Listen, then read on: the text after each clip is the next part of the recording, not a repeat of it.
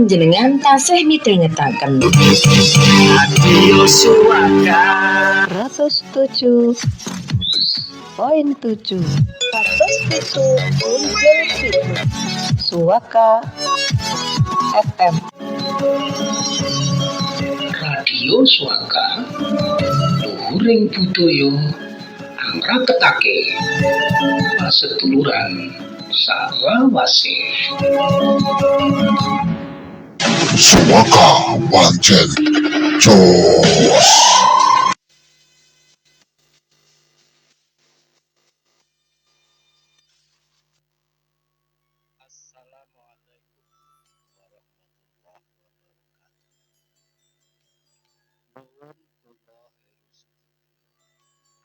Anggota DPRD Kabupaten Bantul Sugeng Pepagian mugi karahayon tansah lumantar dhateng panjenengan lumantar Radio Suaka kula ngajak sumangga tansah amdidaya kangge tetep paringi sehat lan ugi paringi cekap rezeki kangge saben dinten.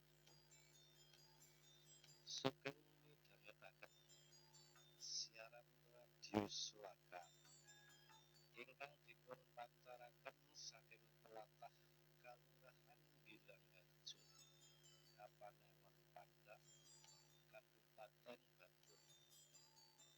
Nuwun. Assalamualaikum FM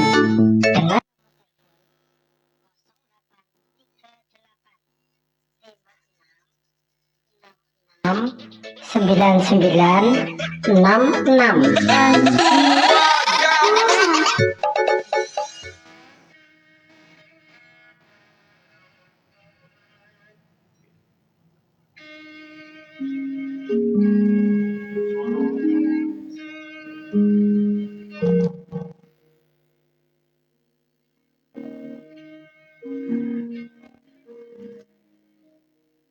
Assalamualaikum.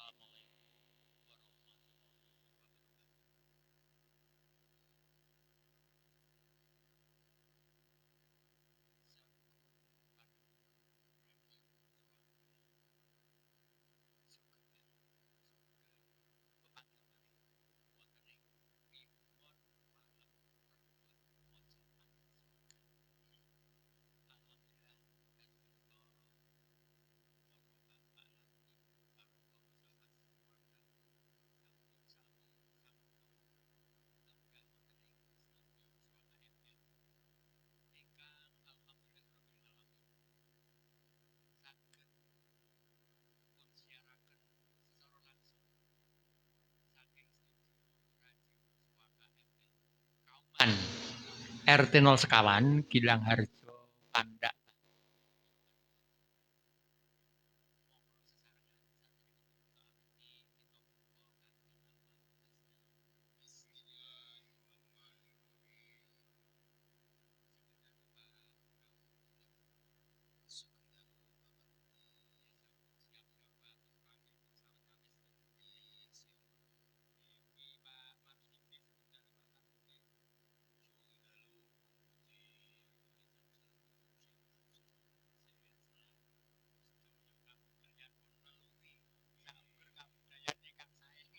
Kalau wingi sasaipun saya anggenipun syuting ketoprak.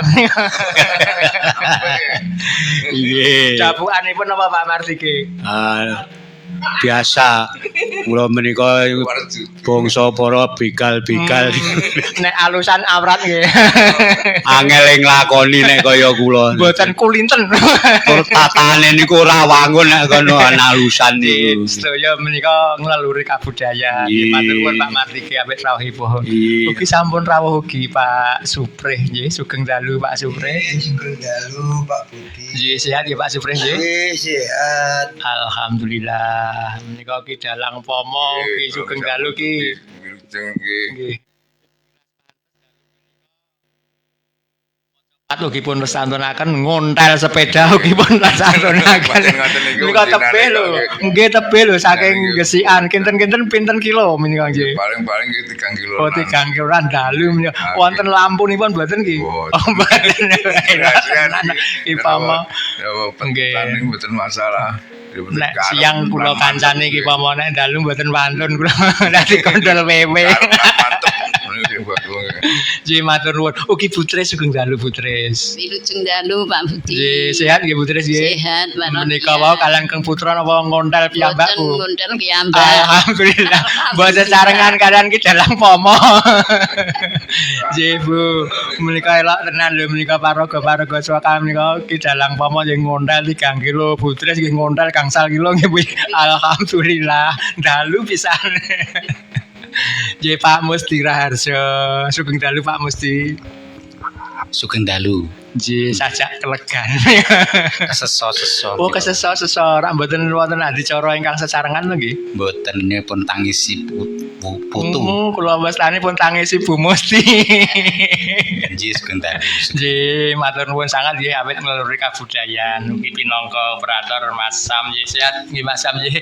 Alhamdulillah mugi-mugi keluarga Mas Sam nggih pinangka ajanging Radio Swaka nggih sedaya anggota keluarga Mas Sam pinaringan kabagas parasan amin. Pun nembe rawuh kemawon nggih Pak Supri nggih sugeng dalu Pak Supri nggih. Nggih sugeng dalu Pak Budi. Nggih sak jawining sedhi mangke lumebet mawon Pak. Sesarengan nyekar kados adat abenipun nggih. Pinangka purwaning atur saderengipun mangke Pak Kaum Bawa lan kalajengaken kinanti sining tasbih lokbem nggih. Badhe kita aturaken saweneh pambuka dalu punika nggih.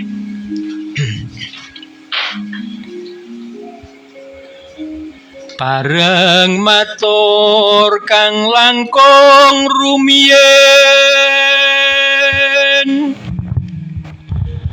nuwun kunging samudra aksama lamun wonten lepati Catan sarju ing kalbu reptan poso ingkang nalisir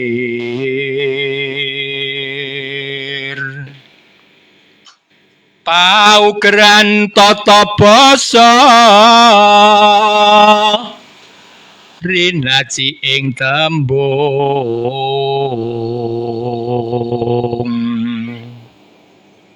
nyebal saking kasusastran namung dapur nglairken prentuling ati Radio Swaka Mulya amin ya robbal alamin. Semoga katur Pak Kaum.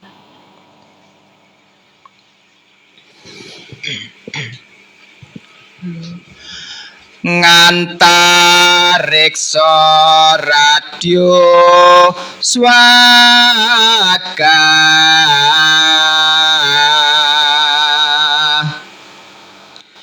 Kiaran maca pat puniki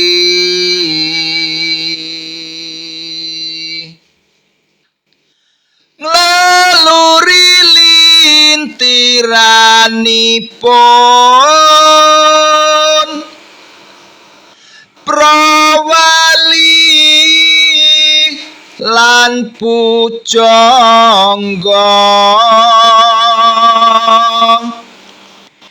ingkang tuhu anuntun pitutur luhur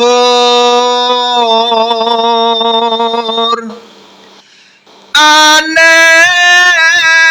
madyaning bebrayan bagya mulya kang kae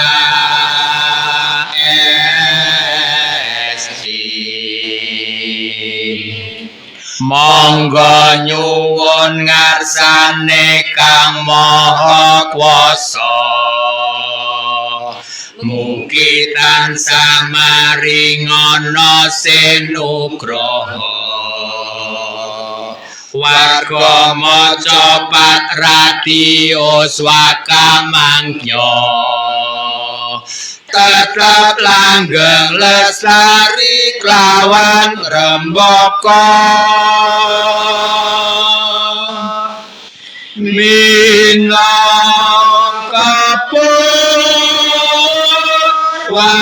waning atur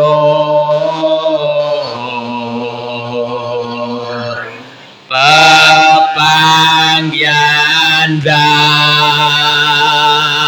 lupuni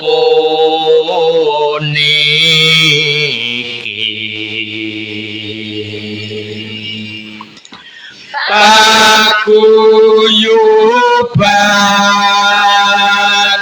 maca patan radio swaka pandangan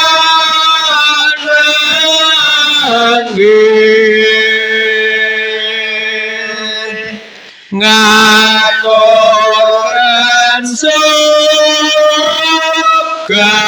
pambagya ing ngarsa rawuh sami monggo nyuwun ngarsane Kang Maha Kuwasa mugi tansah maringana sinugraha warga maca radio swaka mangya tetap langgeng lestari kelawan rembaka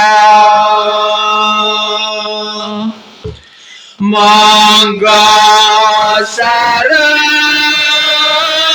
hanya nyuwun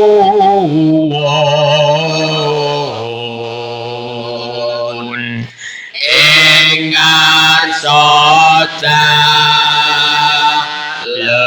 yang widi mugi kabudayan kita dan kaderso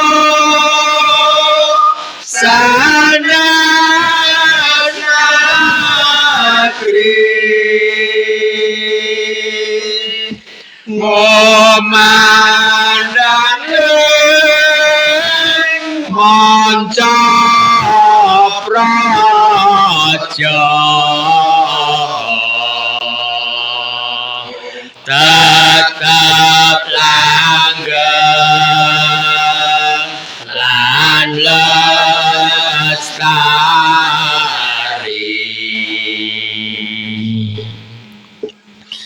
bantu bangkit guyub rukun kolong kilik maju kumrekut ambangun Praja Taman Sari kang kaesti tan supe angleluri lestarine budaya seni jati diri pantol bangkit guyub rukun kolang kilik maju kumrekut ambangun Praja Taman Sari kang kaesti tan Anglalu Lestarine Putya Seni Jati Diri Lestari Bila piwungan mamrebon maca patswaka saweneh upiya kados pundi budaya kita mliginipun budaya Jawi khususipun Sekar Macapat kita leluri nggih kagem sedaya generasi kita nggih ingkang angka setunggal tasih mirunggan kita aturaken dhateng Ki Pomo nggih Ki Dalang Pomo nyuwun sewu nggih. Dalu punika sampun samekta ing mbok bilih iki kanthi sekaripun kaaturaken dumateng sedaya pandemen radio. Wedhus tinggu korban 200 njur maca patan. Darien nggih Ki Pomo nggih. Saking kesian alhamdulillah kan marai barokah. Bar maca patan ngilangi sayah. Ngoten nggih nggih. Alhamdulillah.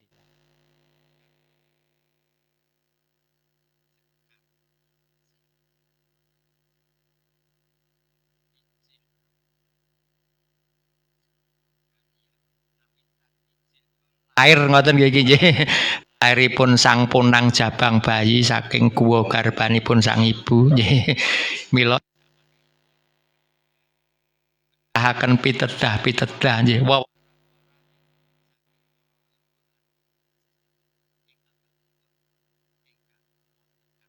Armi mijil.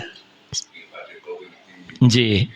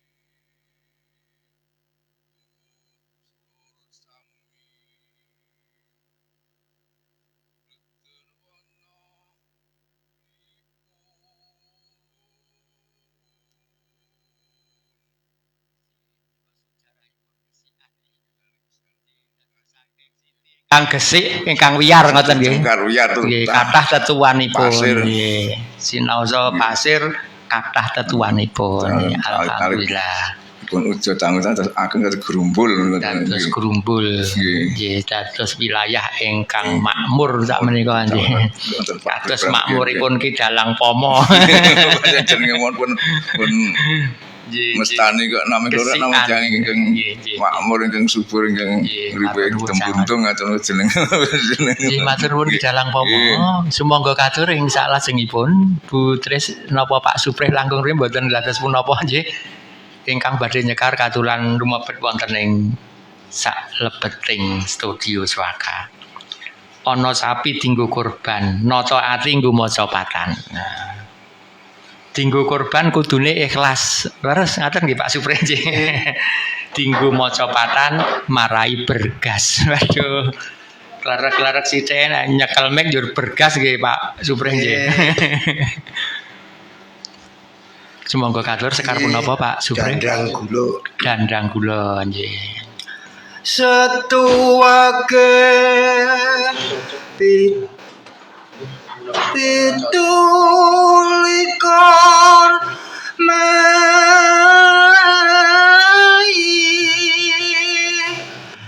kaleu nanam ing kang walso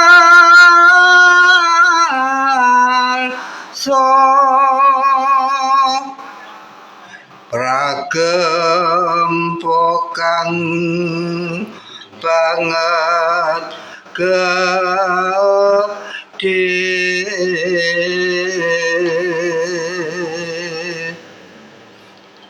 ngayogyo ngayogyo ka ngay monong ay monong ngayogyo karata ka alon Jawa Tengah ugutan kari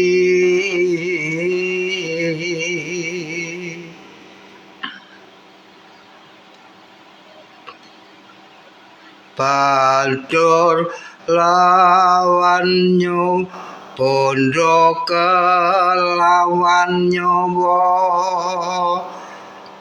dadya kurban nipun omah rubuh lemah bengkak samyo tiwan tan segede nandang sakit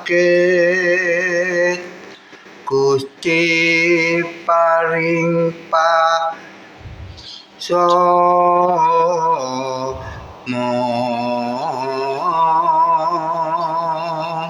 Nggih, sae sanget iki Supre.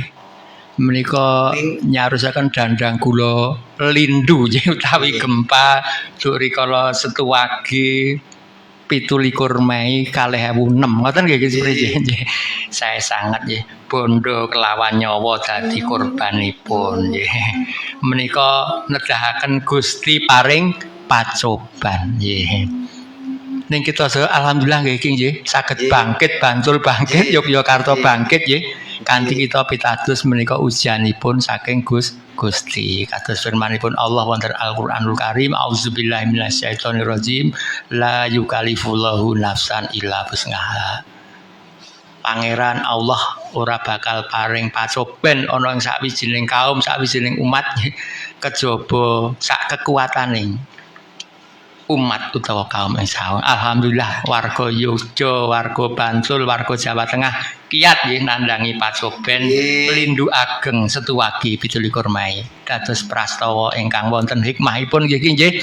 Alhamdulillahirabbil alamin. Sumangga katur ing salajengipun nggih.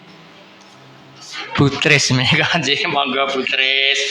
Wau pun nyepeda ingkang tebihipun saking dalem gangsal kilo ki dalang pomo ugi nyepeda ontel tebihipun 3 kilo alhamdulillah ana andong ditarik jaran iso radong nek ra kelegan ditarik jaran cacahe 4 iso klegan nek ngrungokke maca 4 nggih gampang kok nggih setunggal 07 dan 7 FM nggih mangke para pandemen nggih saged atur atensi wonten ing nomor radio Swaka WhatsApp-ipun 0838 gangsal 666 9966 utawi saged nyerat langsung wonten ing Facebook Swaka amargi dalu punika piwungan malam rebuan maca pat Swaka ugi pun siaraken langsung wonten ing Facebook Swaka sehingga saged dipun presani siaran saking studio Swaka Kauman Gilangarjo Pandak Bantul menika sain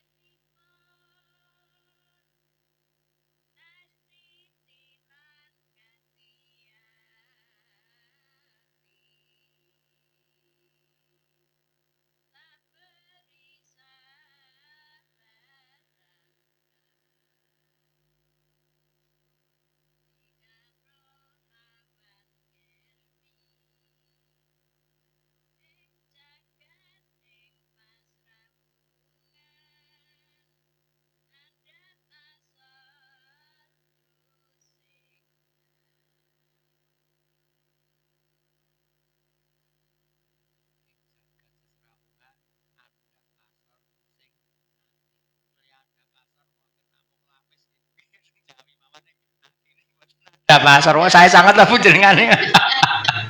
Kinanten muga saking tembung kanthi nggih utawi tuntunan. Mila lare nggih menika betahaken tuntunan ngaten nggih nggih pun kanteni kanthi tuntunan ingkang sae. Semoga katur. Para paraga maca waswaka ingkang lenggah sak jawining studio nggih. Pak Supri nggih monggo Pak Supri nggih. Tesih maca pat gempa Pak Supri lindu oh mboten nggih.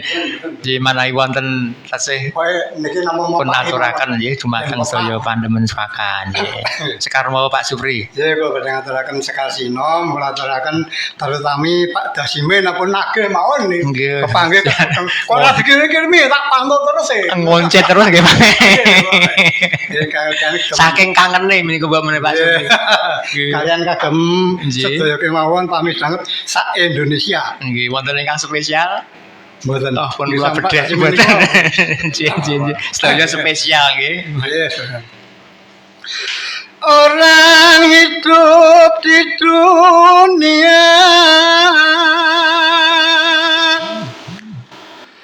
beragam yang dihadapi.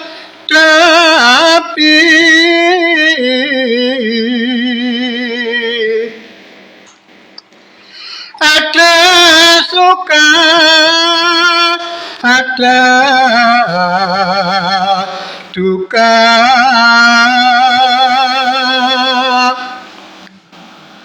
Semua orang mengalami.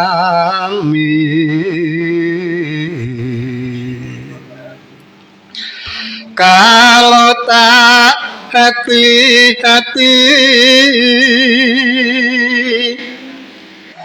bisa juga terjerumus karena banyak godaan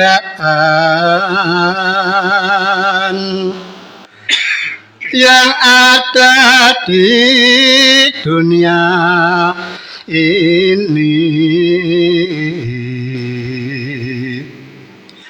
Menyenangkan tapi tak membahagiakan.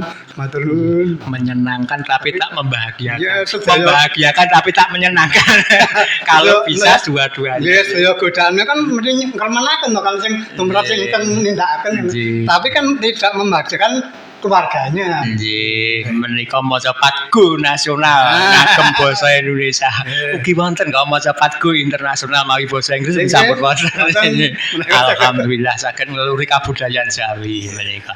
Mila gesang menika kathah ing pacobenipun nggih. Keluarga nggih pacoben, bondo nggih pacoben. 17 Mei 2006 nggih dinten menika nggih 17 Mei menika nggih pacoben. Fa'lamu annama amalukum ba'latukum fitnatu wa anallaha indahu ajrun alim. Wonten ing surah Al-Anfal ayat 22 sak temene keluargamu bondo-bondomu iku mung pinangka pacoben nggih. Insyaallah manawi saken ginakaken wonten ganjaran ingkang ageng saking arsa dalem ingkang maha kuwaos. Amin ya rabbal alamin. Saged lulus pacoben nggih Pak Marti nggih.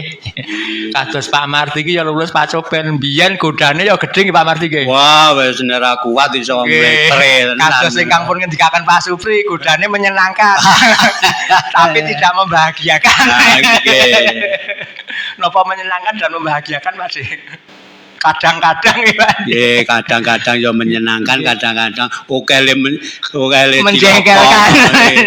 Nggih. Mila pacoben senenge ora sepiro wae. Nggih, sepiro menika mboten seneng. Sekarang apa Pak? Nggih. Dandang gula. Dandang gula. Nggih, tasih dandang gula gempa 17 Mei. Tasih nggih. Nggih, tesih. Dandang gula lindu menika saking Pak Martiki nggih. Nggih. Mawi tesmak ngoten kok nggih tasih pun cereng-cereng HP-nipun. Nggih namung alen berarti ngono-ngono ke kok ora pati weruh. Menika nggih pacoben. Nggih monggo Pak Dik. Wong tuwa ya nunak-nunu ya. Nek bengi ngaku tuwa esuk ngaku. panyuwunku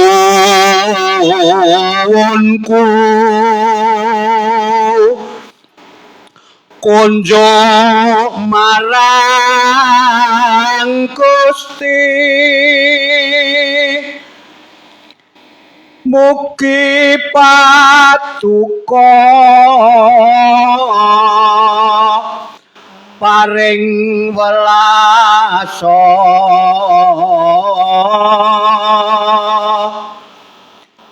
tumanduk mring kawulane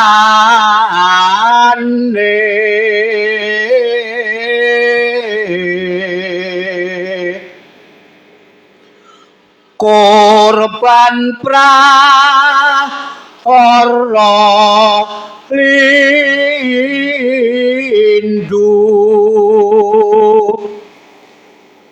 kang sangsara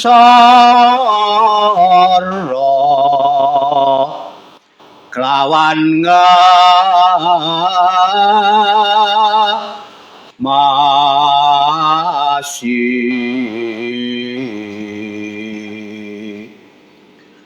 tinampi amalira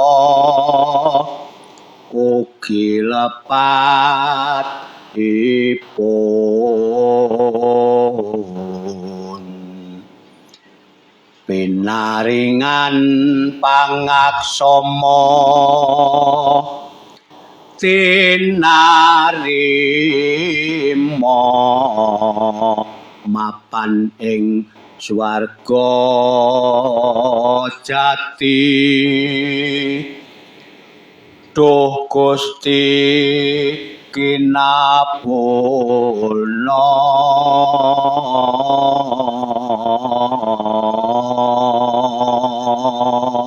Amin ya robbal alamin. Mugi para sedherek kita korban gempa 19 tahun kepenger nggih bidul kurmai 2006 pun apunten sedaya lepatipun pun tampi sedaya amal ibadah lan kesaenipun keluarga ingkang tinilar tansah ginanjar kabagas kewarasan rezeki ingkang wiyar sak rinten sandalunipun. Amin ya robbal alamin.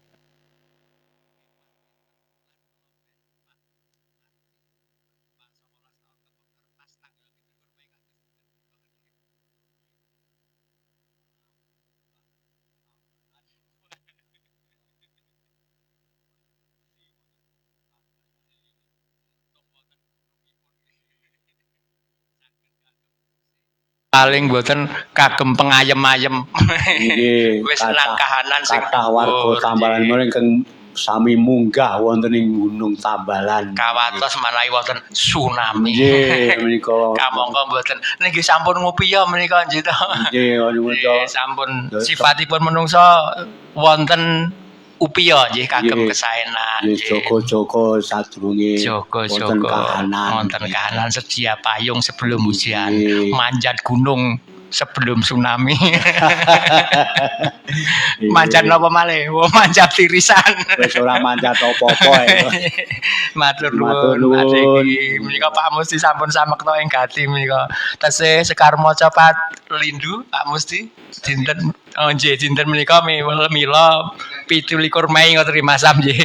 19 tahun kepengker kedadosan lindu ageng alhamdulillah pacoban menika saged Bantul bangkit, Ngayung Yogyakarta bangkit, Jawa Tengah bangkit, Suaka bangkit nggih. Ingkang dipun sekaraken Pak Mardewa padha kalih. Nggih. Menika ingkang padha setunggal. Padha setunggal wau pun sekaraken Pak Supre nggih. Nggih, mboten napa-napa. Kula badhe nyekar Mas Kumambang. Oh, Mas Kumambang nggih. Anggen kula nguri-uri piyambak niku. Oh, mboten dados punapa menika. Mila seniman macapan menika ugi ngripta, ugi nyekaraken. Mas Kumambang pelok. Oh nggih. Pelok nggih Pak Musti nggih.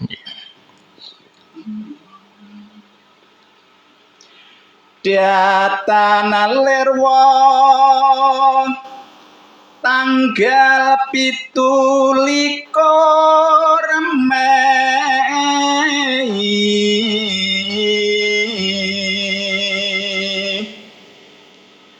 kalih 2006 warasa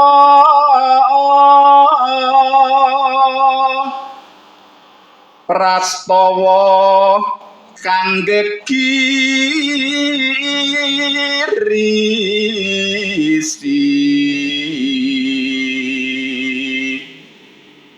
laladan ngayogya karto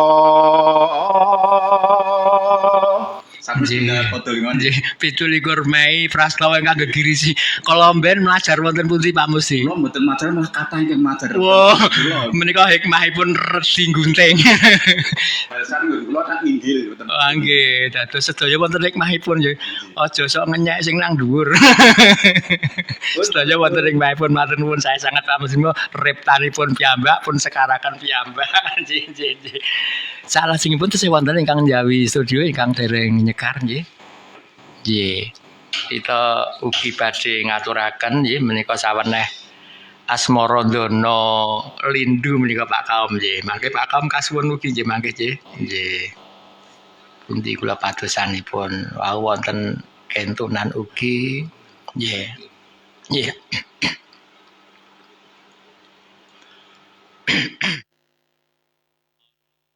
Allah aduh Gusti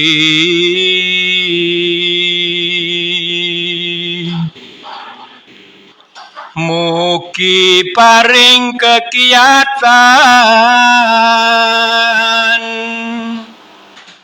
nampi kabeh pacobane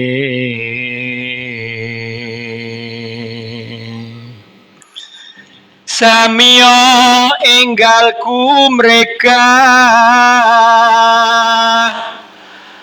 cancut gumregut makarya gotong royong miang ambangun saheyek saeko proyo. Nggih, alhamdulillah rabbil alamin tur rikala semanten 17 Mei 19 taun kapengker nggih. Sak sampunipun lindu ageng sami cancut gumregut makarya nggih, gotong royong miang ambangun saeyek saeka praya. Saengga ndadosaken Bantul bangkit, Ngayogyakarta bangkit, Jawa Tengah bangkit, Swaka bangkit. Alhamdulillah. Tesih wonten ing piwungan malam Rebon maca pat lindu ngoten Pak Kaum nggih. Kula badhe ngaturaken megatruh menika nggih gegayutan kalian lindu gedhe rikala 17 Mei 2006 kapengker nggih. Nggih jangkep dinten punika 19 taun ingkang kapengker nggih. Setuwake nuju tanggal 17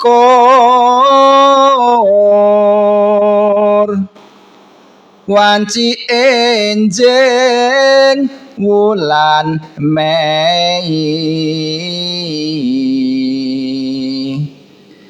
2006 taun prahara kang anemai lindu gedhe kang kinolong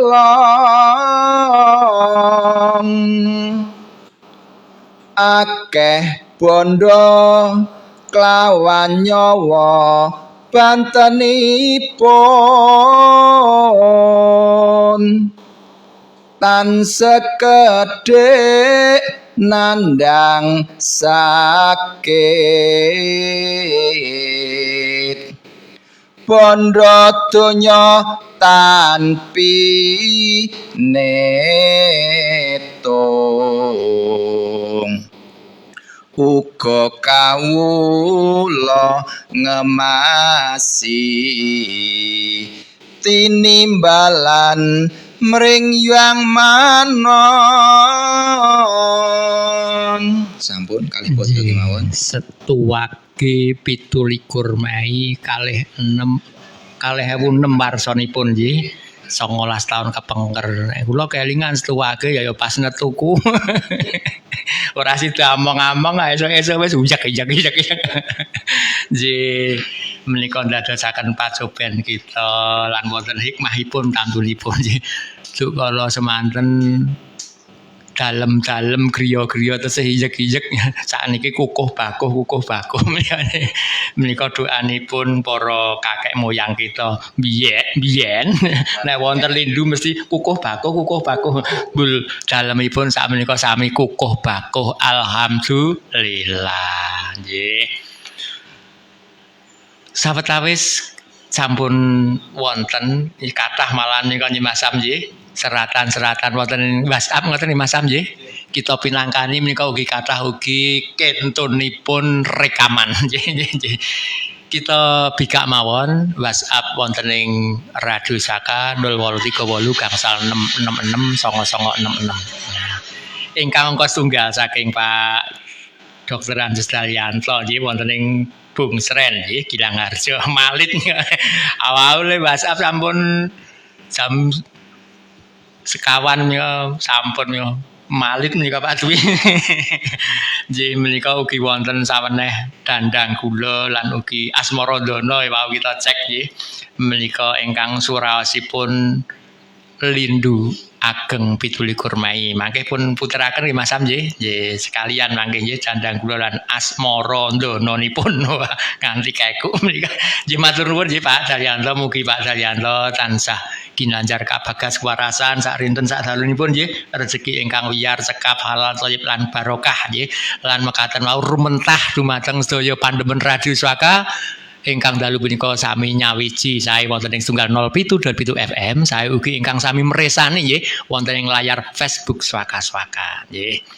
WhatsApp ingkang angka kalih menika datangipun saking Bukirdan menika nggih.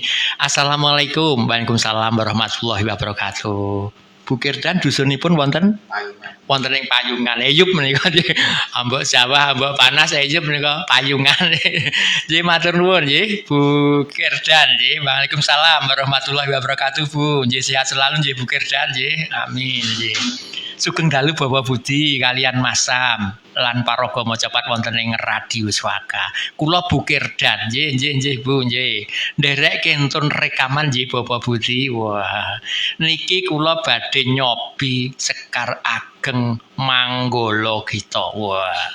Menawi salah mangke pun leresaken nggih Bapak Dwi Laksono. Pun senggol Pak Dwi kok disenggol aku menawi salah mangke pun leresaken nggih Pak Budi tak setrap ora mesti bener nggih. Ane ya Bukirdan paring jawaban siap disetrap Pak ngoten. Nggih matur nuwun Bukirdan nggih. Matur nuwun Radio Swaka pancen jos lan numani. Cuman kok dalu punika mboten rawuh. Oh menika sajaipun Pak Kirdan nembe tugas menika nggih. Utawa dikindori Pak Kirdan ya iso menika. Nggih matur nuwun Bu mangke pun puteraken nggih. Monggo operator Swaka nggih. Assalamualaikum sugeng dalu Macapat Swaka. Sugeng dalu. Nggih sugeng dalu Ki Mas Marto nggih. Mbah Marto. Waduh protes ya Mbah Marto. Nggih, protes dipun tampi, Mbah. Nggih. Niku pun tiyang sepuh. Nggih. Mas nggih mboten wangun. Nggih. Tiyang sepuh nami ngenemi kok, Mbah. Nggih, semangat muda, Mbah. Nggih. Nggih. Badhe nyekar nih saja ini. Sajak men. Badhe tumut nembang. Nggih, mboten trima ya kathah lho Mbah ingkang kentun rekaman, mangke Mbah Marto rekaman pun kentun nggih, Mbah nggih. Sekar napa, Mbah? Sekare niku kula niku istilahipun lali wong riyen pun ditembangaken kalian mboten klentu Butris. Oh, Butris. Tembange kula lali kok. Lah pun catet kemawon, mangke pun waos sih. Wong kita pun rada apal. Oh, lali ning rada apal jan angel. Riyen nggih ningali wonten Nggih. Nek niku resepsi manten niku. Oh, dadi uga lali ning rada apal iki, Mbah. Lali ning apal, apal ning lali. Wah. Kula ngurunke Nggih, nggih, Mbah. MC. Nggih, nggih. Waluyan penganten. Nggih, nggih. Cobi, Mbah. Mulai. Nggih, cobi, Mbah. Kula awiti kok kula mulai. Nggih, basa Indonesia mboten napa-napa, piyantun Indonesia. Mangke lah. Nggih, nggih. Disalahke Pak Budi. Nggih, salahke diserap barang, Mbah. Cara binge. Kekarane wong akrambi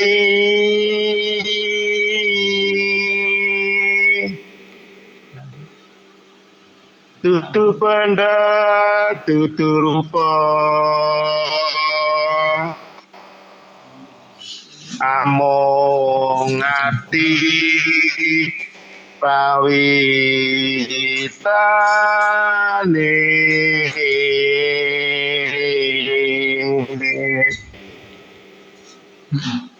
luput pisan kena pisan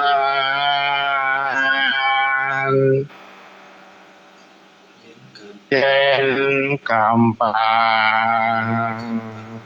luwe gampang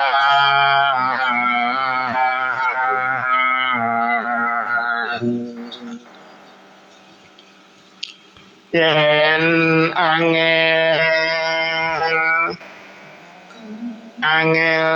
kelangkung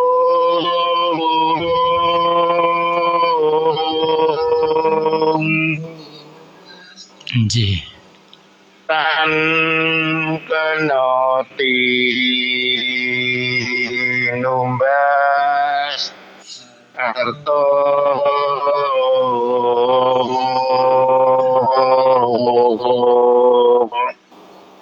Makaten Pak Budi. Lan kena tinumbas arta njilar sangan babi wucal luhur saking para adiluhung rumiyin.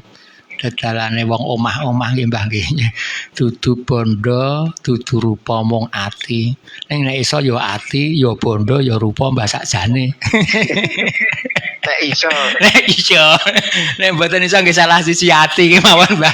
Syukur-syukur kanthi ati ingkang sae mangke dados rupane sae, bondone sae ngoten nggih Mbah nggih. Sami-sami seneng. Nggih, remen Mbah ingkang baken remen nglaruri kabudayaan. Suwun nggih Mbah nggih. Nggih, nggih. Saged pun puter masam kentunanipun Pak Dalyanto tasih dandang kula lindu ageng kalian Asmarandono wau nggih. Sasampun menika rekamanipun Bu Kirdan saking Payungan mangke nggih. Asmarandono. Tanggal 17 Mei 2006 warsa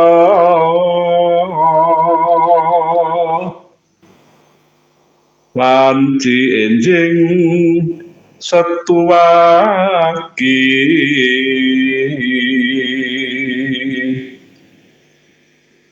Jawa Tengah lan Ngawi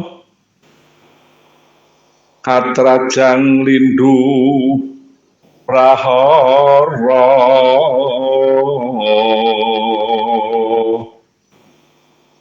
akeh nggawa korbanipun Saged pun lajengaken pun puter tetuake tintonira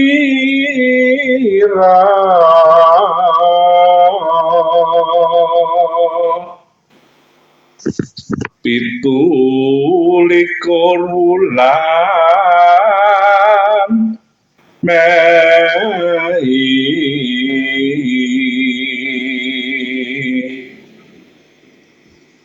kalih ewu enem warsa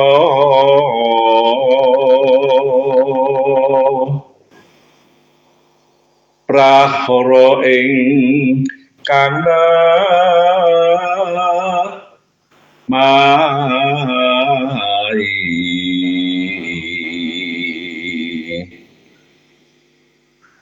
tlatah ngayugya ugi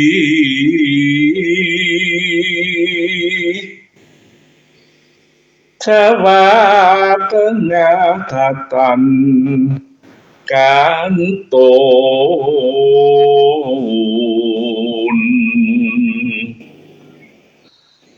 akeh warga kang tiwas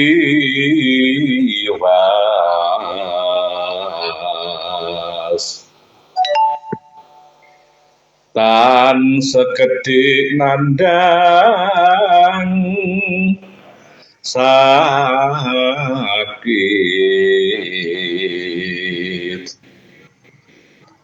uga korban bondo donya tanpi netang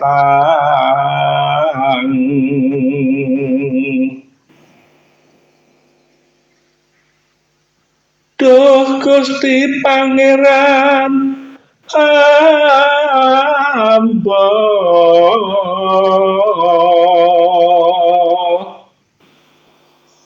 mugi patuko melasi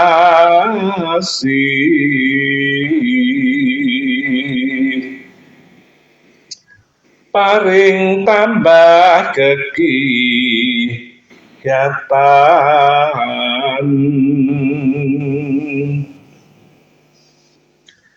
tumrap kang nandang atin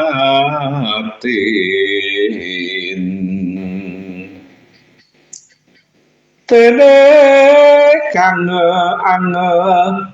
masih dinampi marang yang agung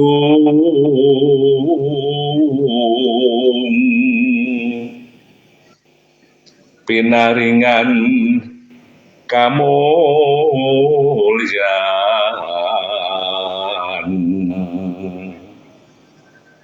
suwarga ingkang sejati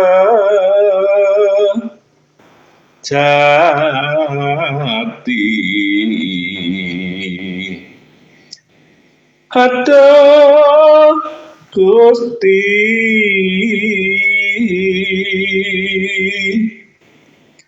mugi paring lasa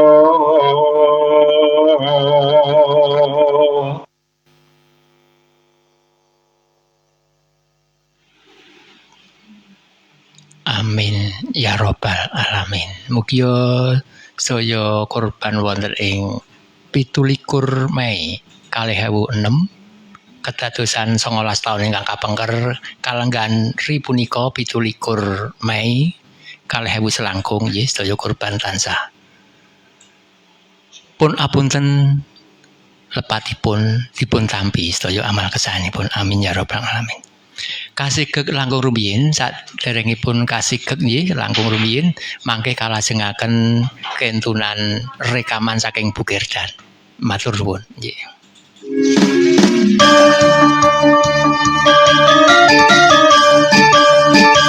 Panjenengan tasih midhangetaken Radio Suaka 107.7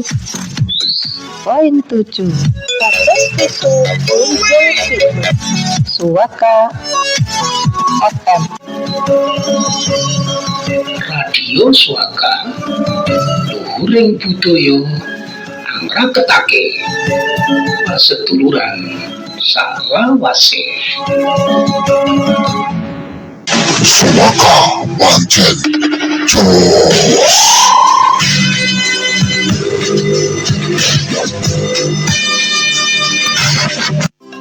Assalamualaikum warahmatullahi wabarakatuh. Saya Heru Sudebyo, Ketua Fraksi DPRD Kabupaten Bantul.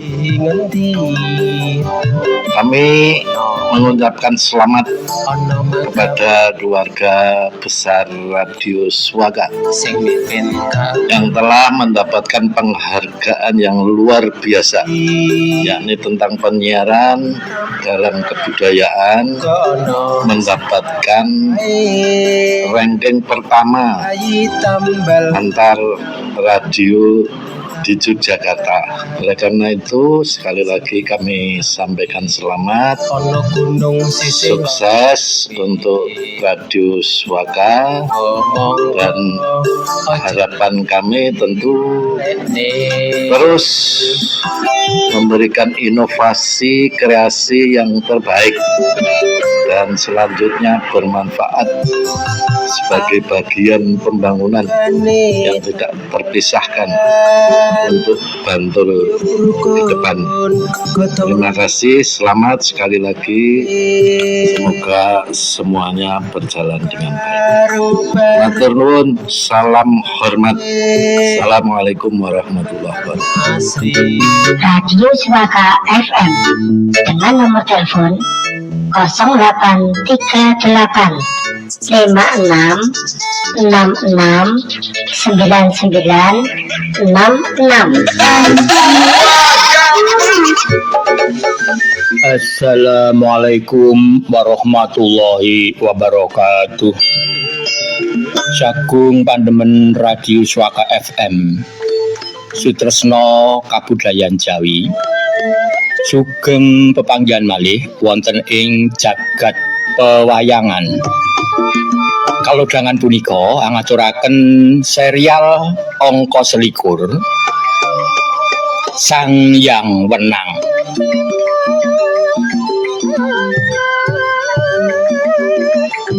Yektosipun lakuning manungsa iku nyata beda-beda,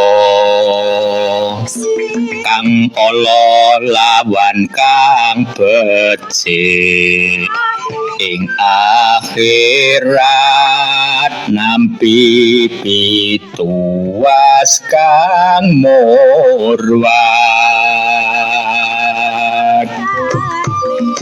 Sang Hyang Wenang kagungan asma ugi Sang Hyang Jati Wisesa. Kayangan ingkang dipun lenggahi inggih punika Gunung Tunggal. Ananging panjenenganipun ugi nyipta kayangan enggal wonten ing Pulau Maldewa pinangka kagem lenggah ingkang enggal. Saksampunipun putra pembajeng ngancik dewasa, panjenenganipun ngelengseraken kalenggahan dumateng putranipun. Lajeng lenggah wonten ing kayangan Undar Andir Bawana. Sang Hyang Wenang kagungan rama inggih menika Sang Hyang Nur Rasa utawi Nurasa. Wondene ibunipun Dewi Sarwati utawi Rawati. Sang Hyang Wenang kagungan garwa Dewi Sahuti utawi Dewi Sati. Ingkang peputra sedaya putra saking Dewi Sohati utawi Dewi Sati punika mujudaken ahyan utawi makhluk ingkang lembut utawi jin mekaten. Inggih punika setunggal Sang Hyang Tunggal, kalih Dewi Suyati, 3 Bathara Niyaya, sekawan Bathara Herumaya, lan gangsal Bathara Senggana.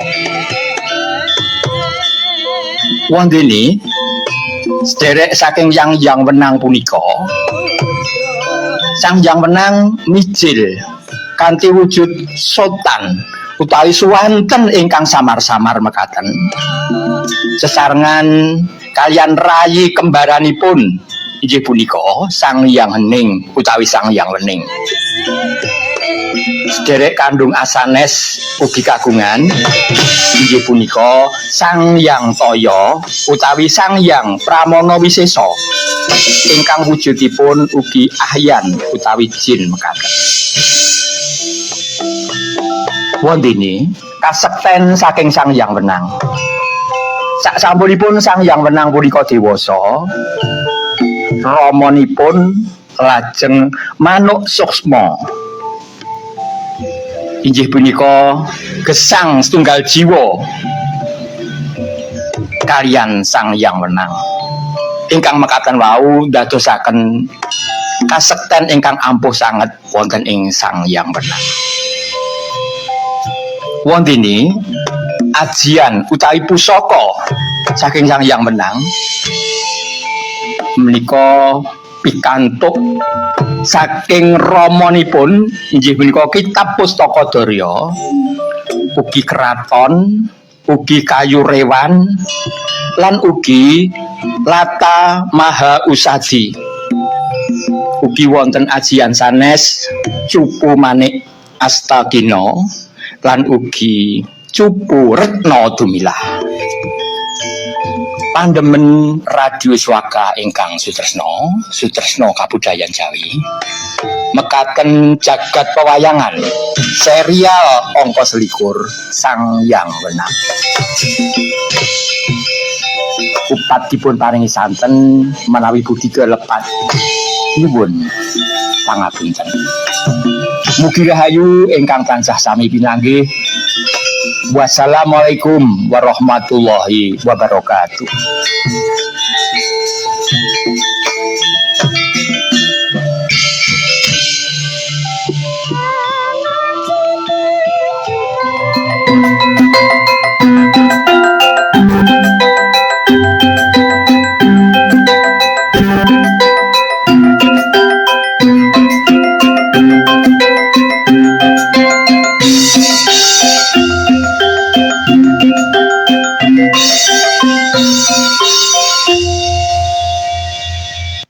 Radio Swaka Gilang Harjo kanggo pandemen ora pilih kasih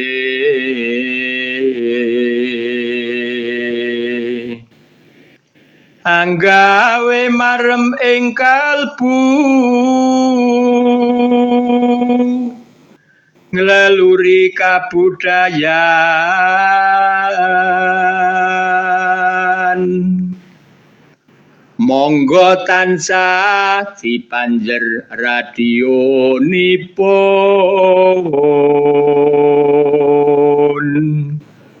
mugi tansah gawe lega rinengga tentrem ing ati.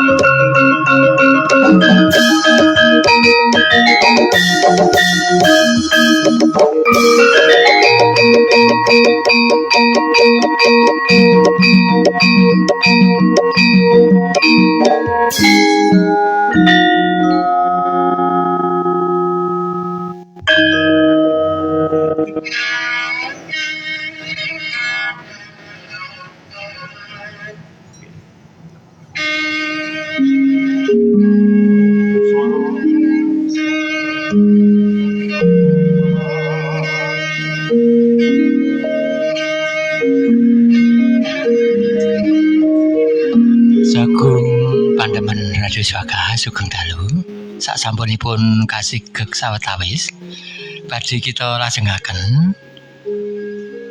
para pandemen Radio Swaka ingkang paring atensi wonten ing WhatsApp 0838 gangsal 666 9966 sawau sampun kita pinangkani rekamanipun Pak Daryanto sampun ingkang dereng nggih menika rekamanipun Bukirdan nggih Mas Sam nggih mangke pun puteraken nggih. Sak sampunipun rekaman saking Bukirdan menika ugi wonten pamundutan saking Mbah Warsa. Sugeng dalu Mbah Warsa lan ugi Nok Yantri nggih. Sugeng ngaso nggih lan sugeng nyawiji piwungan Lamrebon sunggal 07.7 FM Moco Paswaka mugi dados norenaning sak penggalih amin. Assalamualaikum warahmatullahi wabarakatuh. Waalaikumsalam warahmatullahi wabarakatuh. Sugeng dalu Bapak Budi nggih, sugeng dalu ugi Mbah Warsa nggih, lan ugi sugeng dalu Bapak Kaum, Bapak Martigi, lan ugi Bapak Sam, Bapak Leo Ramas lho nggih. Lan ugi Bapak Sam baleni ben cethu. Lan sedaya paraga maca pat mugi tansah pinaringan kasehatan sanesipun. Amin ya rabbal alamin. Nggih Mbah Warsa sekeluarga nggih sehat nggih. Amin nggih.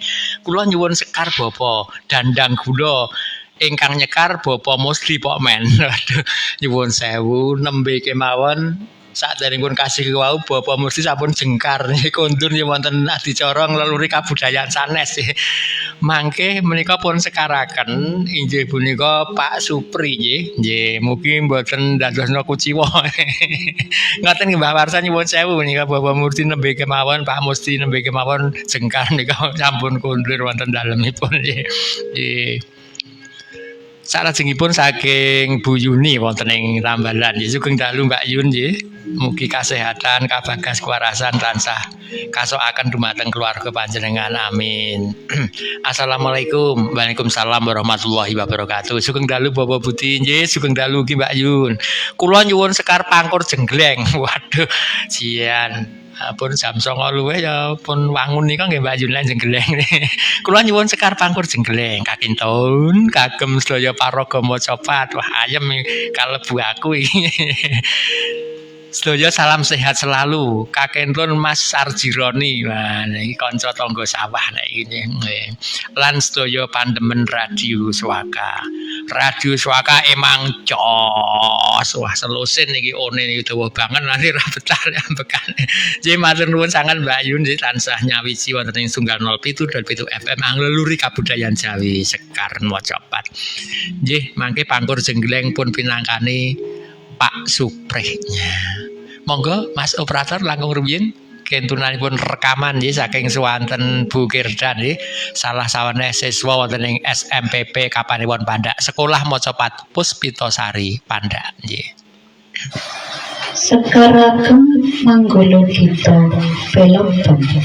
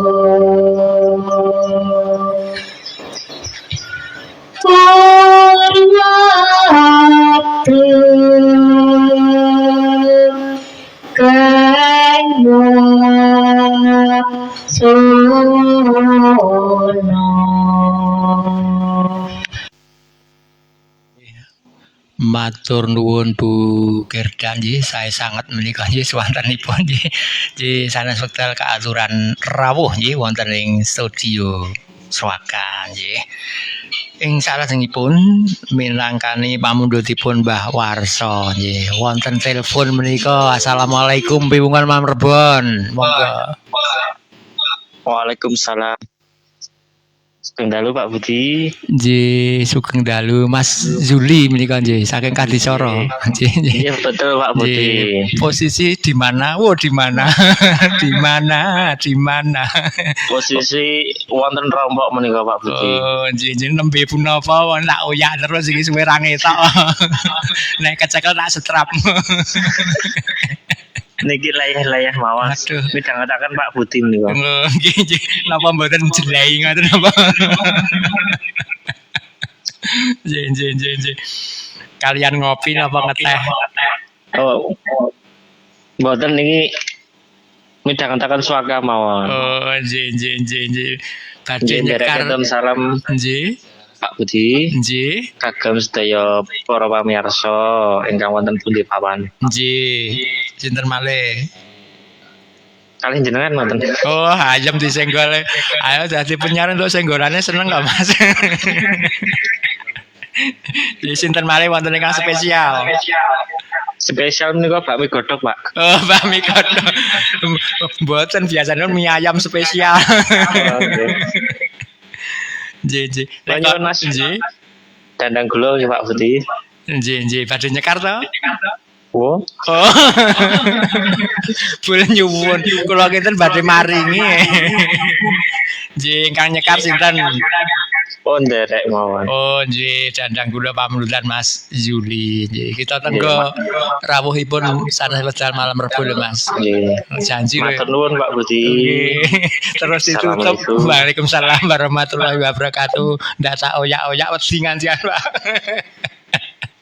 Nggih, menika generasi muda ugi ngleluri macapane Mas Zuli nggih wonten ing Kadisara nggih. Sumangga katur Pak Supri.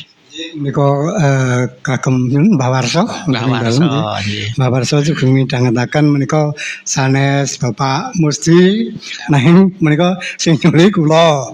Nggih, mugi mboten dadosaken kuciwa ing manah. Nggih. Sekaripun Dandang kula. Nggih. Lamun bisa penasa anuhani darat dawe kang maha kuasa bisa tentrem ing uripe sarta tanasa mituku anindake lakukan becik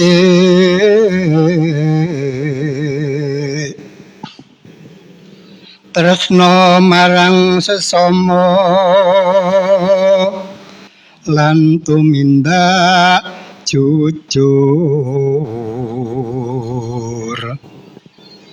tan milik tarape ing liyan iku bisa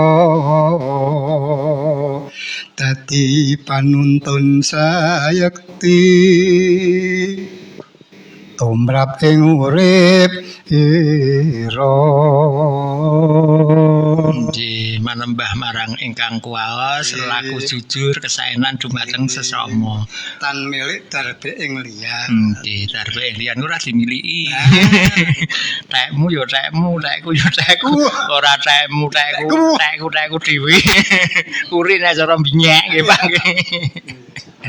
Nggih, saya sangat sandang kula milangkari Mbah Warsa.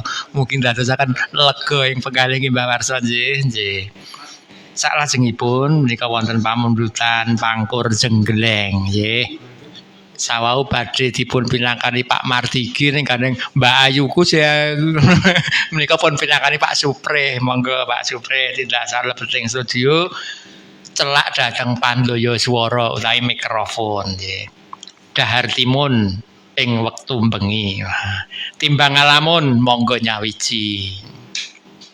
Ing bengi cuacane hawane panas tenan iki Pak. Nyawiji swaka marake bregas alhamdulillah. Nggih. Pangkur jenggleng monggo Pak mikipun pun asta nggih minangkani pamundhutipun Mbak Zuniati nggih. Nggih. Dongipun nggih badhe pun aturaken dongipun janipun rayinipun kemawon rayine ra kersa. Nek rayine rasah nang studio teng dalem mawon. Monggo Mbak Yuni. Nggih, pun siap dereng. Pun siap dereng. Niki ten dalem menapa teng Trirengga biasanipun tugas teng Trirengga mboten wonten keterangan ya wonten niki teng dalem napa teng Trirengga Mbak Yuni monggo uripe pisan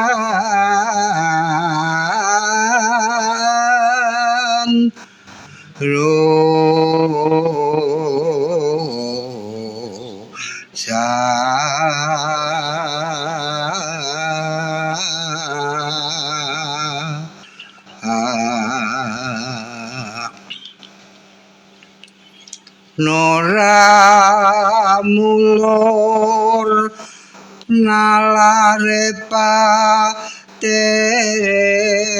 salo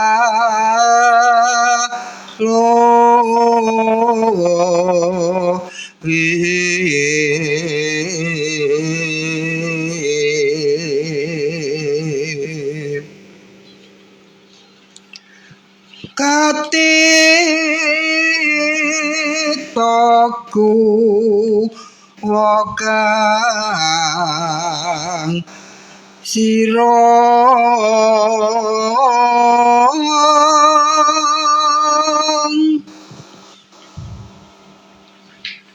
sinarang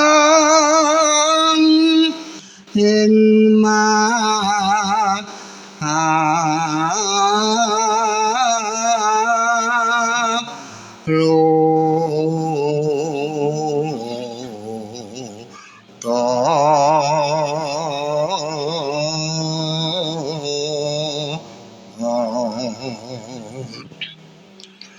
kumareng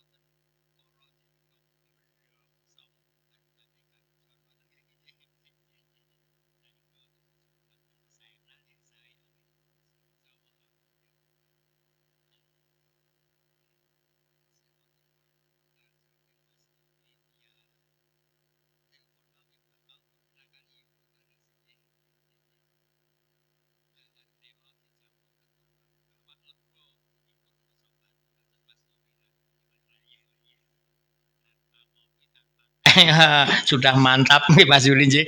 Menika badhe pun aturaken Mbah Kaum menika. Dandang gula nggih. Nggih, nggih. Dandang gula. Kala mangsa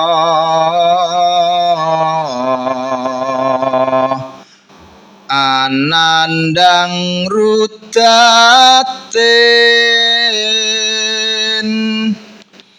tumanduk mring sadaya kawula tan ana beda-bedane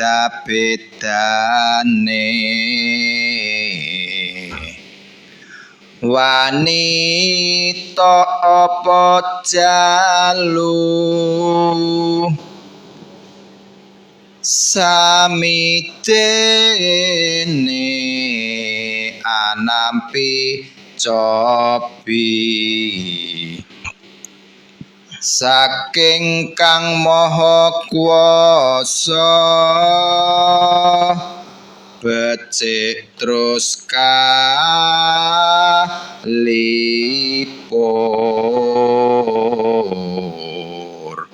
wimbo sabar lan tawakal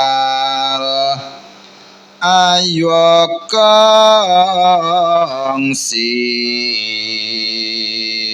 amung gubel jroning kalih iku nora prayoga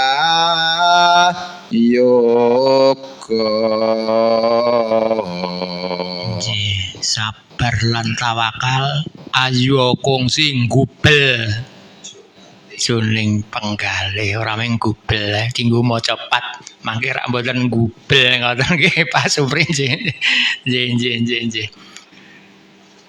Wonten pamundutan ingkang kaserat wonten ing Facebook swaka-swaka datengipun saking Pak Kerdan Meri to. Wau Bu Kerdan nggih kenten rekaman swanten masipun. Niki Pak Kerdan nggih nyerat wonten ing Facebook di kompak banget niki Pak Kerdan lan Bu Kerdan kula suwun benjang malam Rebu rawuh nggih wonten ing studio matur nuwun Pak Kerdan nggih. Kita waos kemawon. Assalamualaikum warahmatullahi wabarakatuh. Waalaikumsalam warahmatullahi wabarakatuh. Sugeng dalu Bapak Budi lan saya paraga piwungan malam Rebon maca pat nggih wonten ing studio Radio Swaka. Mugi-mugi sedaya tansah pinaringan kabagas kuwarasan lan sehat amin ya rabbal alamin. Matur nuwun Pak Kerdan nggih, Pak Kerdan sekulawarga mugi ginanjar kabagas kuwarasan ugi amin ya rabbal alamin. Kula nyuwun sekar dandang gula Bapak Budi. Matur nuwun. Assalamualaikum warahmatullahi wabarakatuh. Waalaikumsalam warahmatullahi wabarakatuh nggih. Monggo ingkang sering nyekar dandang gula wonten njawining studio nggih. Kasuwun lumebet nggih Ki Dalang Pomo punapa Butris. Monggo menika pamundutan saking Pak Kerdan nggih. Ugi seratan Facebook menika saking Mas Yuli Prasetyo. Wau via telepon sami menika Facebook matur nuwun Mas Yuli Prasetyo nggih. Alhamdulillah gumyak marem lega plong. Menika nembe saking dalem Mas Yuli Prasetyo. Langkung plong malih manawi panjenengan tindak studio Swaka nggih Mas Yuli nggih binjang malam Rebo pun antu-antu menika para paraga pun antu-antu Butris wau ngendika Mas Yuli kok ora rawuh-rawuh to. Estu Mas Yuli nggih malam Rebo pun antu-antu matur nuwun Mas Yuli ing ateges panjenengan ugi ngupiya angleluri kabudayaan Jawi pinangka generasi muda. Mangke pun kethok tularaken Mas Yuli nggih matur nuwun Mas Yuli Prasetyo nggih. Sumangga katur Ki Dalang Pomo nggih anggenipun badhe nyekar minangkani pamundhutipun Pak Kerdan dandang gula nggih. Dandang gula nggih. Badhe kula pinangkani. Nggih. Sekar dandang gula kanyut. Dandang gula kanyut. Nggih. Sak pelok 6. Wertining kang warasita cinarwi ruhing kukom iku atek ira ato marang kanistane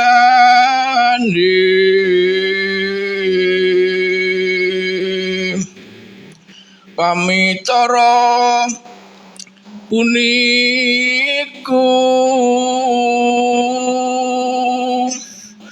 weresepe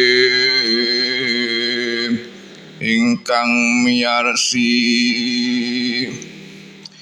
kagunan iku pinangka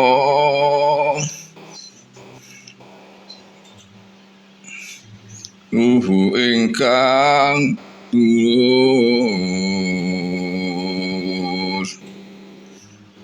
kagunan iku pinangka mupaboga dene kelakuan becik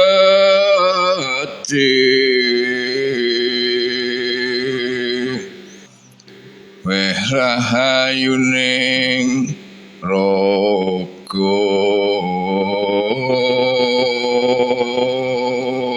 matur nuwun niku matur nuwun sanget mugi dadosna renaning penggalih mliginipun Pak Kirdan nggih wonten ing payungan lumeber sedaya pandemen radio Swaka ingkang dalu punika nyawiji wonten ing channel Sunggal 07.7 FM ugi nyawiji meresani wonten ing layar Facebook Swaka. Tasih wonten pamundutan ingkang kaserat wonten ing WhatsApp Radio Swaka. Datengipun saking Bu Eka saking Gedong Sari nggih sugeng dalu Bu Eka nggih no Eka lan Mas Yatman nggih mugi keluarga Bu Eka lan Mas Yatman tansah ginanjar kabagas kuwarasan sayanipun nggih rezeki ingkang wiyar ingkang cekap halal thayyib lan barokah amin ya rabbal alamin. Mekaten wau ugi lumeber wonten ing sedaya pandemen Radio Swaka mliginipun ingkang dalu punika sami nyawiji wonten ing piwungan malam rebon. Amin ya rabbal alamin. Kita was kemawon seratanipun Bu Eka wonten ing Gedong Sari. Assalamualaikum Bapak Budi. Waalaikumsalam warahmatullahi wabarakatuh. Lan ugi Masam, Bapak Dwi lan saha Bapak Ibu ingkang wonten ing studio Swaka dalu punika. Kula nderek nyawiji Bapak nyuwun lelagon mijil. Wah nggih mangke kita aturaken sekal mijil nggih. Sekar punika kakentun kagem sedaya pandemen Swaka tanpa kecuali tanpa kagem ngagem menika tanpa nggih tanpa kecuali nggih. Matur nuwun Bapak nggih sami-sami matur nuwun ugi sampun nyerat wonten ing WhatsApp Swaka lan sampun kentun wonten studio Swaka nggih.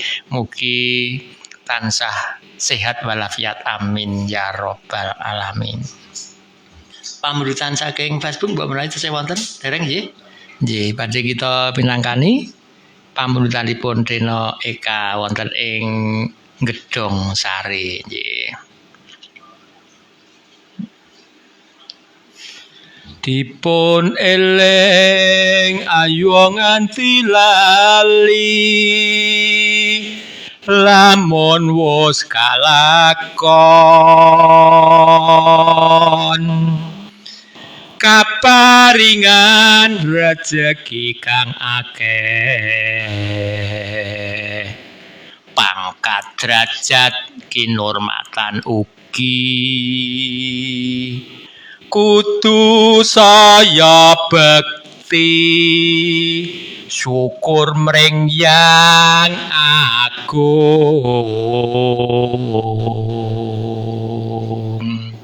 Mila peparingipun nikmat ingkang maha kuwaos rezeki lan sak piturutipun kedah tansaya syukur dumateng mring yang agung. Nggih kados dene wonten ing surah Al-Kautsar auzubillahi minasyaitonir rajim inna a'tainakal kautsar fadhol li rabbika wankar. Temen wis ingsun Allah paring nikmat kang akeh banget marang sira mongko padha ngibadah, padha salat lan padha nyembelih kurban. Sambet kalian Idul Kurban ingkang sekedhap malih sedasa Zulhijjah 1126 Hijriah ingkang pas kalersan dumawah dinten Jumat nggih tanggal 6 Juni kalenggan 2020 punika. Nggih monggo kita pahargya nggih ingkang ngrasuk agami Islam nggih kanthi sak ikhlasipun sak sae-saenipun kusuk waduk wonten kasa dalem Allah Subhanahu wa taala. Mugi sedaya pengorbanan kita pikantuk lintu saking ngarsa dalem Allah SWT. Amin ya rabbal alamin. Mirunggan wonten ing dalu punika semoga katur Bu Tris tindak salebeting studio Bu Tris. Nggih. Ben boten asrep teng Jawi, asrep ya Bu Tris. Nggih, mila dalu punika mirunggan nggih. Para paraga kakung Sumawana Putri nggih sami rawuh wonten ing studio nggih alhamdulillah. Ngombe degan nganggo sedotan, pengen klegan dinggo maca patan. Kaya Bu Tris. Nganggo sedotan iso lancar dinggo maca patan njut kemepyar nggih Bu nggih. Nah ora direwangi nyepeda ontan nggih Bu nggih. Kemringat nggih Bu. Sehat Bu kemringat. Nek keringat buntet badan sehat. Lancar nggih Bu nggih. Nggih. Sekarang apa Bu? Mirunggan kok Bu? Pak Men? Mirunggan to Pak? Nggih, mirunggan. Napa Bu? Gandrungan. Wah, gandrungan ya. Aduh. Nika mboten kersa kawon kalian Pak Supri wau jenggleng sakmenika Bu Tris gandrung. Mbok menawi wonten ingkang badhe pun single-single pun dalu punika nggih pitepangan sanak kadang tonggo tepale nggih wonten ing luar daerah mbok menawi Bu saendenging Nusantara saged Bu dalu punika pun siaraken langsung wonten ing Facebook Saka-saka. Nggih. Kagem sinten Bu? Kagem Mbak. Pun celakaken Bu, mikipun Bu. Mbak Muji. Nggih, wonten pundi Bu? Bu Kardia ngringinan. Pun kenal nek kula niku. Nggih. Sinten malih Bu? Bu Mujinem. Bu Mujinem nggih. Bu Umaya. Bu Umaya. Mbok ditepangke kula Bu ketok men dereng kenal ya Bu. Kalih Bu Sri. Oh, kalih Bu Sri sinten Bu? Kathah ya Sri niku Bu. Sri Windarse. Oh, Sri Windarse. Nggih, sinten malih sik kakung-kakung mboten wonten apa Bu? Piyayi putri kabeh. Kula dereng lho Bu. Pun niku mawon. Oh, niku mawon ngenyang ya Bu iki. Nggih Bu, sekarang apa Bu niki Bu? Gandrungan nggih. Saniki nggih saniki benjang pun rampung Bu. Siap pun gandrung Bu sedaya pandemen nika Bu. Lilan bisa lali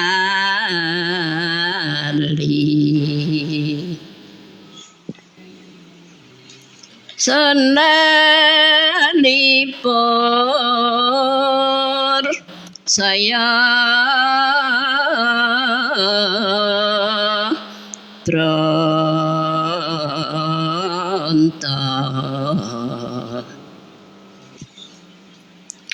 katon bae sak solae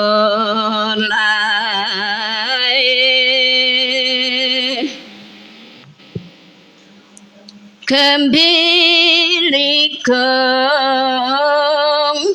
wae tawang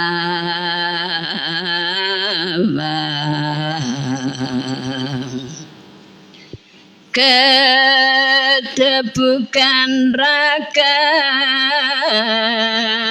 nimbang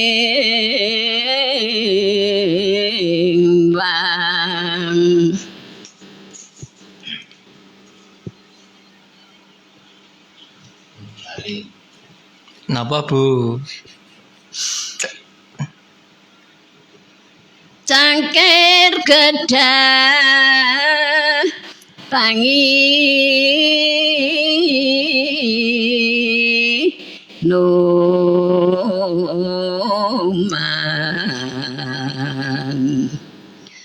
warasana jiwa mami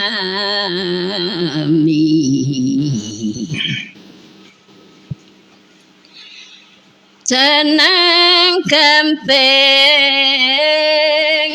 balung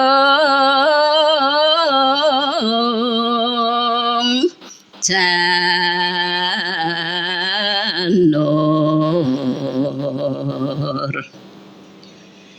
dalan jatku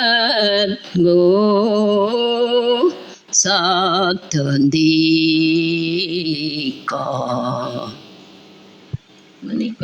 menika sampun gandrunganipun. Janjo senan iki Bu Tris. Nggih, sugeng dalu pandemen Rajuraga. Tujok mono kula maca grup dalu punika nggih. WA kula le maos dereng rampung. Nggih, nyuwun sewu Mbah Warsa, nyuwun sewu menika wau kadereng panyuwunan ingkang nyekar dhandhang kula Pak Musti, kadereng Pak Musti sampun jengkar njur kula liyakaken Pak Supri wae nggih, Pak Supri nggih kita rampungaken nika waosanipun dandang kula ingkang Pak Musti nanging Pak Supri wau kalian Mbah Warsa nggih pun aturaken sedaya pandemen Radio Swaka nggih kagem sedaya monitor Radio Swaka nggih ugi keluarga AA wah niki disimak kula teng AA nih. Salam spesial kagem Mbah Kapijo. Tepang Pak Mbah Kapijo. Oh geleng-geleng Pak Kam. Nggih, ugi ingkang sampun nderek midhangetaken acara punika. Nggih. Salam sehat kagem Bapak Budi, nggih matur nuwun Bapak Sam, nggih. Sugeng ayahe tugas nganti paripurna. Lah aku maca paripurna, oh kabeh iso paripurna. Tujuh mono tak waca paripurna nyanyi. Matur nuwun. Swaka pancen jos. Nek one nek niki gangsal ora pati dawa niki. Nek Mbak Yun mau 12 sing ngampet-ambekan kula. Swaka pancen jos. Wassalamualaikum warahmatullahi wabarakatuh. Waalaikumsalam warahmatullahi wabarakatuh. Nggih matur nuwun lan ngapunten Mbah Warsa. Nggih, dalu punika mirunggan nggih wonten ing grup ugi Gumyak nggih. Sapriyan nggih Gumyak, Facebook nggih Gumyak, WhatsApp nggih Gumyak. Wonten studio nggih Gumyak. Alhamdulillah. Isih anteng operator niki madosi rekaman-rekaman nggih. Matur nuwun Mas Sam nggih. Wonten malih seratan wonten ing Facebook mbok menawi wonten kliwatan malih rak yo getunake. Oh wonten. Oh Mas Juli Prasetyo sampun lho Pak. Oh sampun nggih. Mirunggan monggo Ibu Bapak ingkang wonten ing sakjawining studio Pak Supri monggo katuran lumebet rumiyin Pak Supri nggih. Perkawis nyekar mangke teng lebet. Sing penting mlebet rumiyin wae alhamdulillah. Oh Mbah Marti ora ketok amadem ngalor terus. Dibatin aku saja men. Dua ketok nang ngoten niku. Tutupi pesen yo ora ketok Mbah Marti. Pun samektaken Mbah Marti nggih. Angon kebo dikalungi ketupat. Nek mbiyen tenan iki Pak Marti nggih. Malam Rebo nyawiji mocopat. Dikalungi ketupat ben tambah rejo. Nyawiji mocopat. Nggih wonten ing Swaka Gilang Harjo. Alhamdulillah. Sekar punapa Pak Marti? Pangkur nggih. Pangkur. Wau kedewa dari ngoten pangkur sing jos. Waduh. Ora sing jos iki ora. Padha kan awake dhewe ora patek kok. Nggih, pangkur paripurna tulisannya paripurna nika Pakde. Le maos paripurna ngoten nggih. Nggih. Kakentun kagem sinten Pakde, mboten sah lingsem-lingsem mboten sah. Mbok menawi wonten pitepangan Seniwati wonten ing pundi? Menika ingkang wonten Gebangan menika sinten? Sindene Marino niku. Boyo nganggo bu napa Mbak kok le napa Dik? Wis kanca dhewe dadine ora. Sapong e. Nggih sinten malih? Malih Pak Hari wonten Bungsren menika asring Pak Hari. Pados menika nyimas. Oh nggih Pak Hari. Oh Pak Hari. Hari Hartono nggih. Nggih. Wonten isih kidul wonten Mbak menawi pitepangan Seniwati. Oh, ayo lali, gampang lali kaya aku iki. Aku wis lali kabeh nggih kok sing Seniwati. Kamangka asring tindak rawuh wonten studio lho menika. Oh nggih. Aksaranipun ingkang paling ajeng Mawika, Jabi. Sinten? Nggih.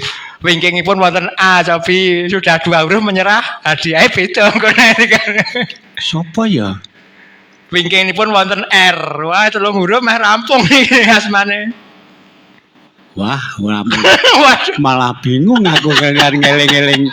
Ana kon kanu tepanganipun menika Seniwati kathah sangen. Waduh umuk. Tapi nggih wonten K, wonten A, wonten R napa dereng prisa? Asring tindak wonten ing studio Swaka ugi nyekar mocopat. Sampun 3 huruf yo. Kamangka namung gangsal huruf asmane. Huruf ingkang sekawan wonten N, ming garis 1 lho medhek. 1 huruf hidup. Benar. Bunarni. Mawi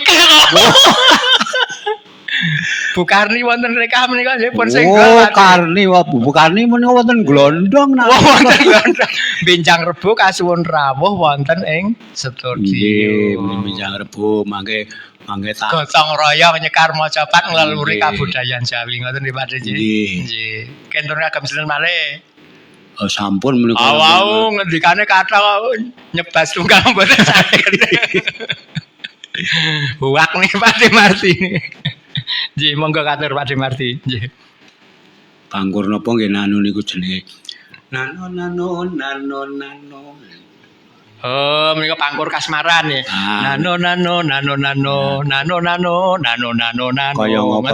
Kaya ngopo to rasane nek wong lagi kasmaran. Sik di kasmarani kok ora pangerten. Dadi wis lali mbiyen nek kasmaran mbiyen kok saiki terus kaya kumat kasmaran meneh.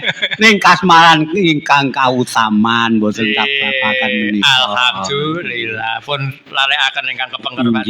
Semoga katur Pak. Nggih. Luru lara sing jiwangga kebak laku kang dudu den lungkepi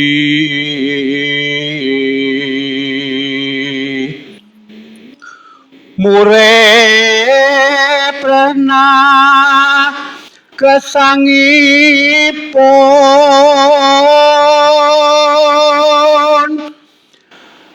ya mung urip-uripan dipun uti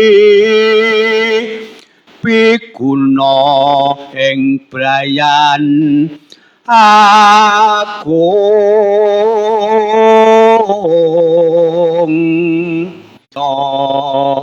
lelabuhan nusa bangsa lan agami.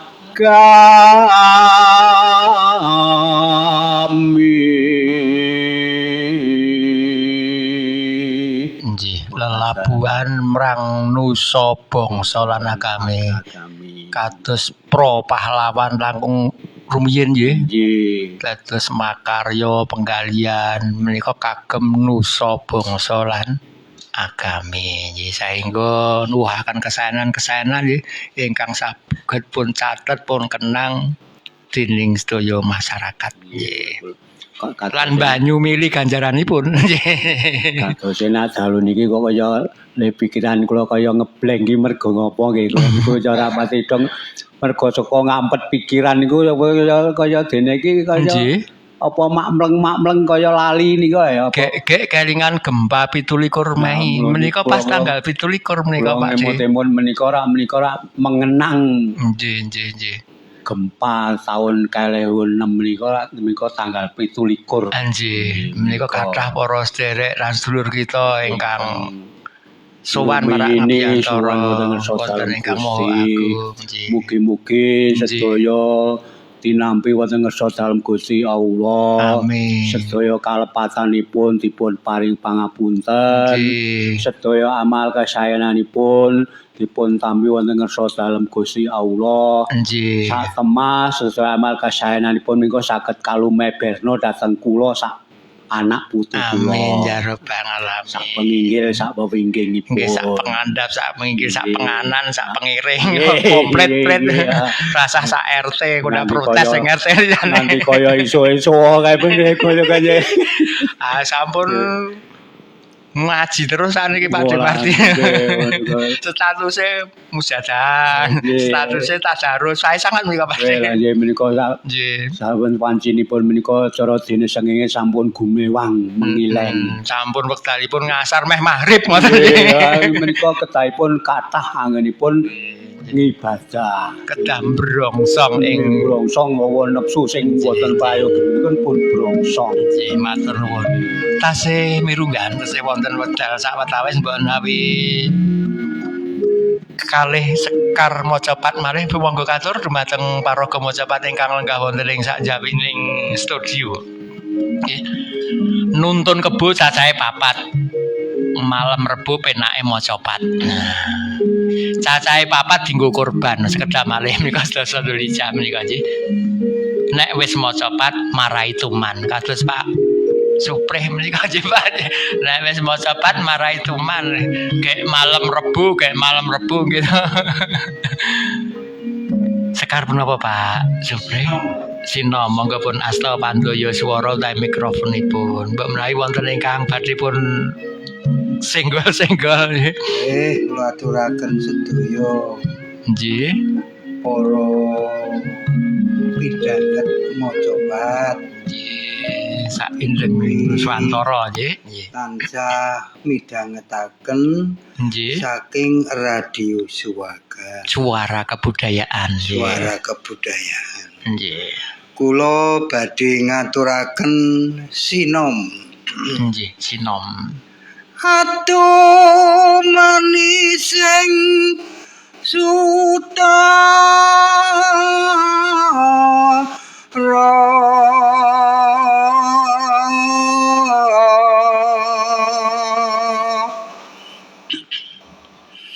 kaluhuranemu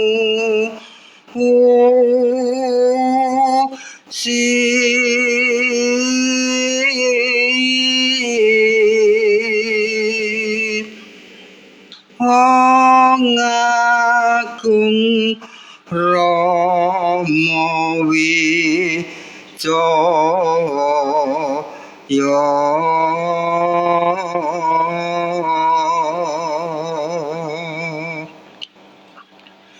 dene wibisana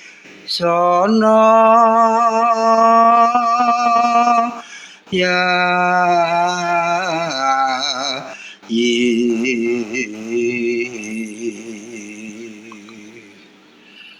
Nagri ngalengka iki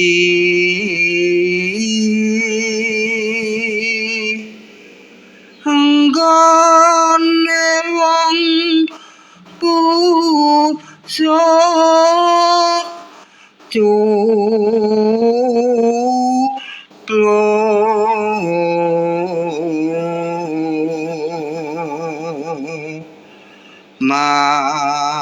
malamurka tur hila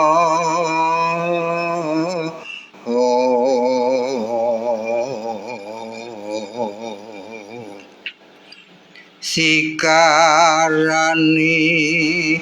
royen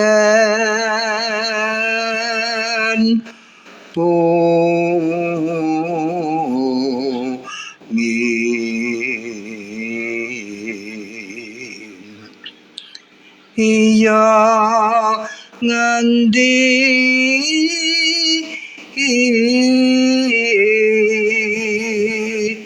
markane menang perang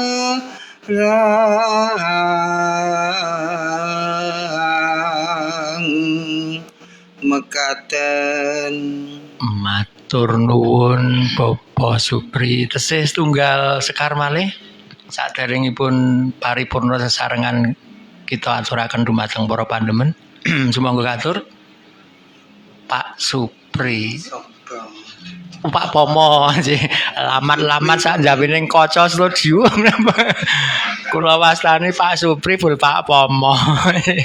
Untung mboten putris iki lamat-lamat iki Pomo. Sekar menapa ki Pomo? Nuwun menika kula badhe nyekar gambu. Gambu nggih. Wes prang kerel ya sampun para muda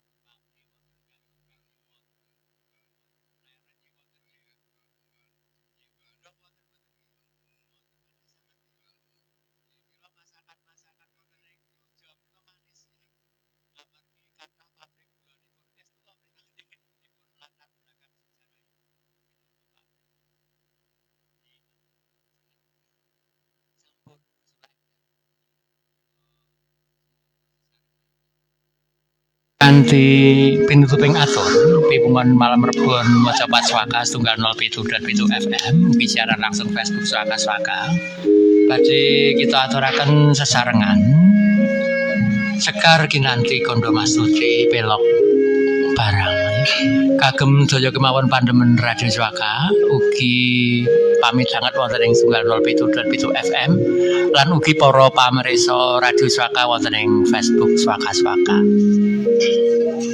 Semoga Pak kaum pun pandekane Pak Mardi ki wonten pundi nggih?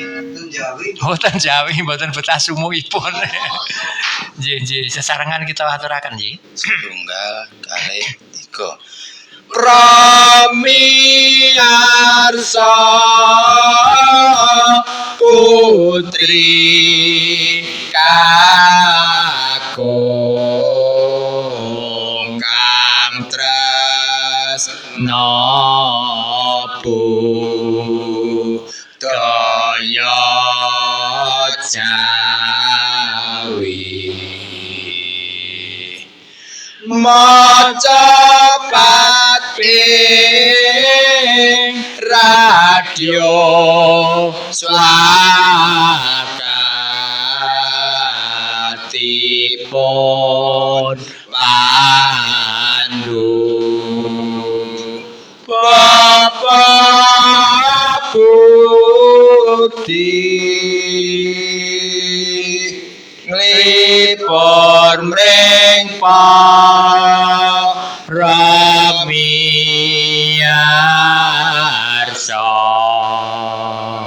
mugi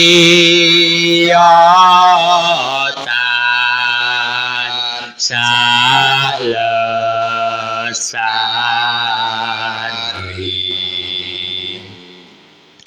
sampun purna genya ngitung kinaden kondo mastuti lepat nyuwun pangaksama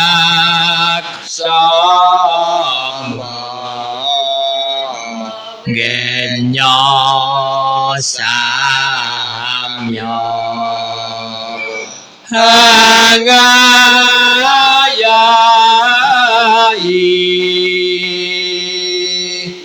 atur sugeng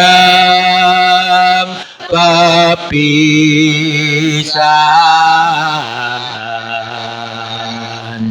witata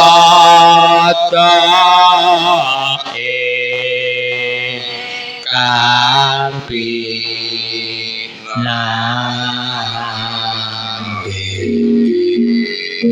atur sugeng pepisahan witata ingkang pinambe pandemen Radio Swaka ingkang setresna sampun sulaing dalu pramila piwungan malam rebon 07.7 FM Radio Swaka suara kebudayaan kita pungkasi cekap semantik kemawon kita sedaya ingkang ngayahi tugas Pak Kaum Silaksana ugi Kidalang Pomo Pak Supri ugi Pak Supre Putris Pak Martiki lan ugi Pak Musti Raharjo nggih pinangka operator Mas Sam kawula piyambak wonten ing pandaya swara punika Budika Kupat Januring Tuwa kru lan paraga maca pat kathah lepat nyuwun pangapura kupatipun paringi santen manawi wonten lepat nyuwun pangapunten monggo kita tutup piwungan malam rebon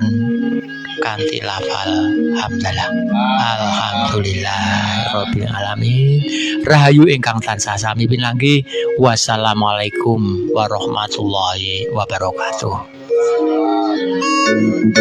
Radio Swaka FM dengan nomor telepon 0838 56 66 99 66